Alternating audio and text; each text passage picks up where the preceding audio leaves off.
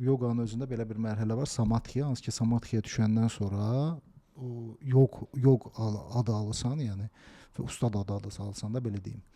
Həmin düşən adamlar və onu hiss edən adam avtomatik olaraq dünyanın bütün nemətlərini yox deyirlər prosta. Bəli. Hər şeydən imtina edirlər. Və dönüb yenə qayıtmaq istəyirlər ora. Çünki o bilirsiniz mən belə başa düşürəm ki, mən düz düşməmişəm, amma nə demək istəyirəmsə, o mərhələni keçmiş insanlar özlərini tamam fərqli hiss edirlər. O mərhələni keçmiş insanlar heç bir var-dövlət istəmir, heç nə istəmir. Doğrudur.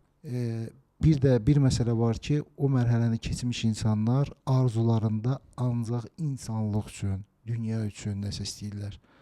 Başqa bir şey istəmir. Bax, mən bilən o mərhələ məhz o mərhələdir.